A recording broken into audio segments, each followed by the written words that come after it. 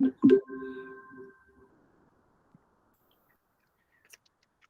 right, hello everyone. My name is Isaac, and I'm an engineering manager at Google, currently based out of the Bay Area. Hi, my name is Idar. I'm a master's student in Newcastle University studying computer science. I have also 3 years of software engineering experience in Kyrgyzstan at a company called MadDevs. And we have the honor of sharing some of our thoughts on how to advance your career by pursuing excellence. Our talk will be structured as if we're having a chat together about this topic so far. So, Idar, how would you define excellence? But the ones we'll discuss today should apply to individuals and teams working on a project, whether it's a group project in a university or a service that's used by millions of people. As an individual, you need to thrive to be the most valuable player and the most efficient detail of the machine that is your team.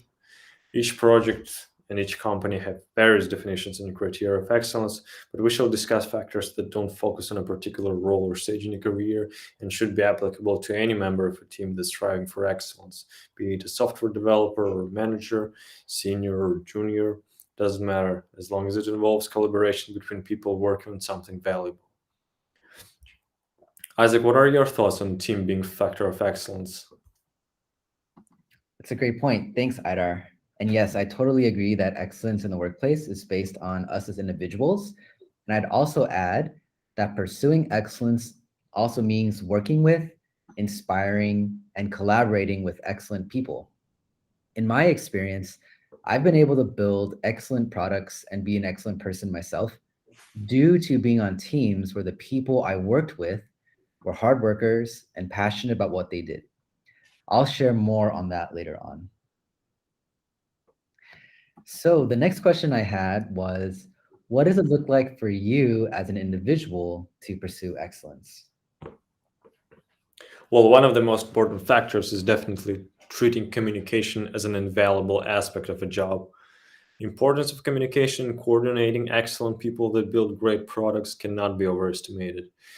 Some key factors that define great communication style are straightforwardness, to leave very little room for misinterpretations, and writing in a concise and organized manner so that the other person understands what you mean with no or minimum amount of clarifications. I'll demonstrate some of the examples of what I mean in further slides.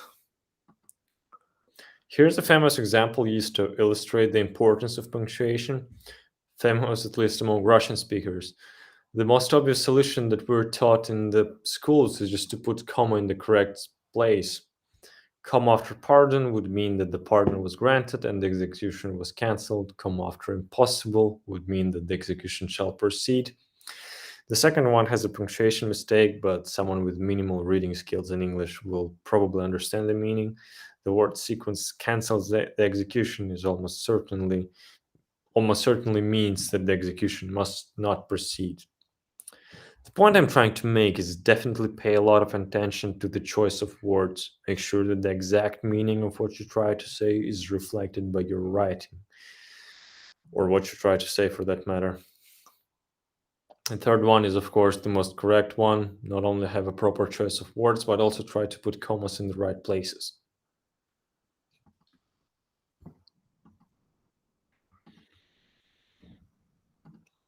Yeah. So another example based on real life message I received when working on one of my projects, a message from a product manager where she was describing a proposed feature. There are multiple issues with this message. It's poorly structured and was likely written in haste. You can understand what she means after reading into it, but having to spend extra time and extra mental effort on reading is already an inefficiency. In an ongoing project, a team can produce around 100 messages each day. At this rate, such inefficiencies take a lot greater time toll. Let's just quickly go over the example. Right now, we're recommending books with the highest amount of downloads based on their favorite genres. We want to change this logic to the below requirements, and then she just goes off into a non-essential detail that shifts focus from the main idea. Further down the road, She's stating a goal or objective, which is not straightforward and mixed with questions and not directly related details. That again just hurts the original meaning, or being able to understand the original meaning for that matter. Also, there's a list of requirements, and again, like it ends or it contains unnecessary statements. If you are listing requirements or listing anything for that matter, you should just focus what on the directly related items that belong to the list. Let's go further. So on the next slide, we'll check the same example with distinct structure and a more linear flow of thought. The main objective is isolated, followed by details right away, followed by conclusion and some postscriptum details. If there is a linear top to bottom flow for thoughts and the text is semantically separated into paragraphs, it's much easier to digest the information. Those are written examples, but trust me, receiving information orally with someone who goes off in different directions and uses a lot of unnecessary information is just as difficult. For instance, if someone asks me for a direction to a stadium, I could describe you the most efficient route to a destination in 1-2 sentences, or just tell you about 5 different routes, mentioning 10, 15 street names, with some stories along the way about how a guy in that kebab place tried to skank me out on some fries in my wrap. I mean, it's totally fine in a bar chat, probably, but when you're working on a project and when you're discussing a project, you need to emphasize on efficient and effective delivery of information. So another example is of importance of proactiveness in communication. If we consider communication to be a tool that teams use to create cool things by cooperating and coordinating their actions, it means that a lot of time just answering a question in a binary yes/no manner is not helpful at all, if not rude. Let's role play those examples together, Isaac. Sure, let me start. How did it work before? Did CAPI then call RPC, but in another service? No. See, but a better answer would typically contain a certain amount of details that would provide the person asking a question with all the data necessary to understand the functionality. Let's try again. Perfect. How did it work before? Did CAPI then call RPC, but in another service? No, but CAPI never sent requests to another service for this procedure. CAPI had always requested our service prior to changes in this task, where I'm providing the link to the task, and you can refer to the documentation on this link for more details. Thanks so much, Ida, for that helpful answer. No problem, Isaac. Well, so the bottom line is that you need to treat communication not as a mere exchange of bits of information, but as a problem-solving process through which people can get enough information to find solutions as quickly as possible. All right, finishing off, let's hear about another aspect of excellence from Isaac. Great. Thanks, Idar. I really appreciate your example there for the communication. And I'd say that while it's important to work hard and strive for excellence, especially in communicating and collaborating, I've actually seen how prioritizing mental health and learning when to rest and recharge has been the most important thing for me regarding being excellent in the workplace. The pandemic has made it sometimes difficult to be overwhelmed with working from home for me, and I've definitely gone through some seasons of burnout. So I'd like to share a few tips that help me protect my mental space, in addition to share how to avoid burnout. So first, here's some tips that I found when using my calendar to protect my time and space well. Here is a hypothetical schedule that I have for a workday, and you'll notice some interesting things about it. I start my day with a one-on-one with Marco, followed by a one-on-one with Clarissa. But instead of jumping straight into another meeting, I have a 5-minute pre-meeting buffer. This lets me take a quick 5-minute break and mentally reset before going into another meeting.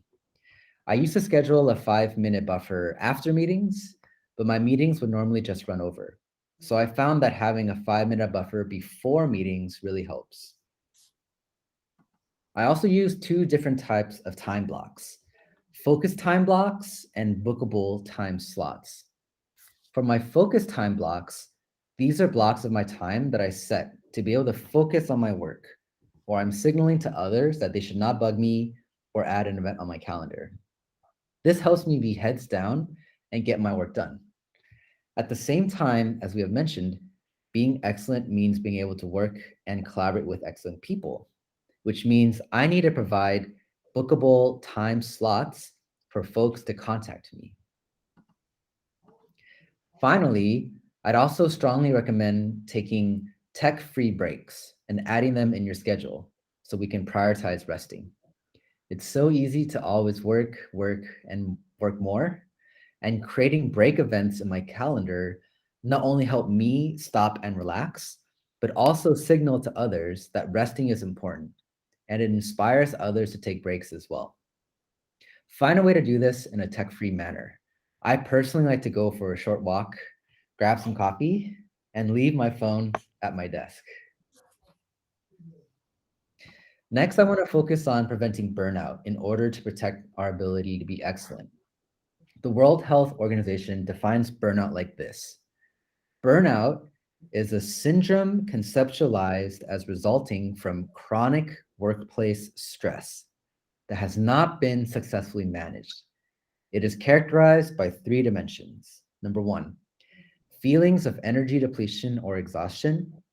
Number 2, increased mental distance from one's job or feelings of negativism or cynicism related to one's job.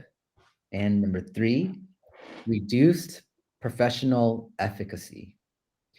In my experience, burnout is a very real concern and has been made worse during the pandemic. In order to be effective in the workplace and be excellent at what we do, we need to address burnout and prioritize our mental health. At Google, the company here researched across internal teams to understand what helped reduce burnout. And they found that teams with a culture of inclusion, safety, and belonging were half as likely to experience burnout during the pandemic. A culture of safety and inclusion means that people on the team feel safe enough to raise concerns and to have those concerns addressed. It's important for all of us to be in a team and a community where we can all work well together and be honest with each other about how we're doing and what improvements we can make to how we work. I'd like to challenge each of us here today to ask ourselves 3 questions. Number 1, how am I doing mentally and emotionally? Number 2, how safe do I feel to bring up concerns in the workplace? And number 3, how can I improve the safety of my team by sharing honestly and listening vulnerably? We need to continue to stand up for honest sharing and safety in our teams in order to really tackle burnout and protect our mental well-being. This will help us create a space where we can say to each other, "You belong." Aidar will talk more about how to inspire a culture of safety later on. The last thing I want to say regarding protecting mental well-being is that sometimes we just need to let things break. Internally at Google, we tell ourselves that we should not be heroes in the workplace, where heroism is defined as an individual taking upon themselves to make up for a systemic problem. It can be very tempting to want to fix problems ourselves as individuals, but sometimes the problems are at the system level. We need to let the system break in order to see how to fix it at the system level. And the longer we kill ourselves to make up for broken systems, the longer it will take to make the system level fixes that are needed. Great. So moving on to our next question, Aidar, how can we inspire excellence in our teams? Yeah, thanks, Isaac, a lot. Well, To inspire excellence in teams, an environment that fosters progress and encourages initiative must be created, and that environment must ensure that people are not afraid of taking risks or being wrong. Otherwise, you'll risk creating an environment where people try to lie in order to avoid the trouble or are too afraid of taking an initiative. Let's discuss it from a purely practical perspective. When a member of your team makes a mistake but remains silent about it because he or she is afraid of getting a salary deduction, and then you discover who caused the problem after an investigation and do deduct salary and warn the person that they will be fired next time, is it really effective in preventing the problem from happening again? Or maybe if the person felt secure enough, he or she would step forward and save you time on investigation. I personally believe so. Another thing worth noting is that culture of safety is crucial for innovation. One can have his or her idea constructively criticized or rejected, which might be a discouraging experience, but team members must not fear being ridiculed or criticized for offering bad ideas. Or you risk good ideas never coming from your team as well. And then it's rarely clear and obvious if an idea is right or wrong before you give it a try. I must stress that it doesn't mean that you should not address and highlight mistakes that you and your team make. In fact, analyzing mistakes is essential for an individual and a team to progress. If you're familiar with agile methodology, you probably know about retrospective meetings. If not, retrospective meetings are held at the end of each iteration and are focused on what was done well, what could be done better, and actions you'll take to address the problems. If you and your colleagues don't do it yet, definitely give it a shot. Stating a problem, explaining it, and discussing it with colleagues makes it more real and tangible. The solution might fall down on you while you're explaining the problem to your colleagues, or your colleagues might give you a helpful advice. Great teams communicate about issues constantly in a group chat, but retrospectives are meant to catalyze the process of collaborative problem solving. There's a lot of online literature that can help you to come up with a format that suits your team. I and my team did them after every end of the sprint in an online Zoom call. Okay. Another thing that's often overlooked among even the most technically proficient engineers is documenting failures. Such a documentation is often called postmortem. Postmortem details a chronologically ordered sequence of events that had led to a problem. It contains primary causes, what was learned, and a set of actions that you and your team will take in order to fix the problem and prevent it from occurring again. Here's an example of postmortem structure, which I think is very commonly used, but I borrowed the exact wording from a book, hence why it's referenced at the bottom. And the benefit comes from focusing on a problem and detailing causes and effects, stating them in a clear manner, and a lot of times the solution will just elevate itself on the horizon. How can we inspire excellence in our teams, Isaac? Thanks for the question, Idar. I'd say the biggest way to inspire excellence in our teams is to value people over productivity. It's much better to lose the battle and win the war, meaning that if we are slower in our productivity in the short term, but invest in people's well being in the long term, the team will ultimately be more productive. It's important for us to check in with each other, ask how things are going, and push deadlines and timelines back in order to create more space. I had a coworker who was killing themselves trying to make a deadline, and it was clearly affecting his mental health and even the health of his family. He promised me that he could work super hard and meet the deadline, but I saw that it would negatively affect him in the long run. So we decided to push the deadline back and create more space. And at the end of the day, we were able to deliver on the project. Nobody was upset that it was delayed, and at the end, and everybody was happy. So I challenge each one of us to speak up for ourselves and our colleagues, be honest with each other, and value people over productivity. Do you have any other thoughts about what else we can do? What else we can do to protect our team's well-being, Idar? Thanks for the great ideas and thoughts, Isaac. But finalizing our talk, if nothing of what we've mentioned works, you just abandon the ship. I'll give you an example of my story. I worked as a full stack on a small startup project, and it was nearly impossible to convince the product manager, who was also a co-owner and who wasn't even a programmer, but he was giving a lot of suggestions on technical side of the project, and he had the final say in a lot of technical discussions. Convincing him was next to impossible, especially if you didn't have enough seniority or like haven't spent enough time in the project. I simply quit after working for this project for a year. In my opinion, it should have been sooner. If your position in the hierarchies, if your position in the hierarchy, seniority, or time in the company determines whether you're allowed to have an opinion, the team might be a lost cause, because your opinion on changing processes is also likely to carry too little weight to convince the shot callers.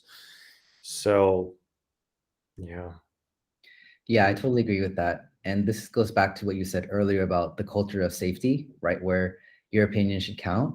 And also the thing I was talking about earlier in terms of not being a hero and letting things break.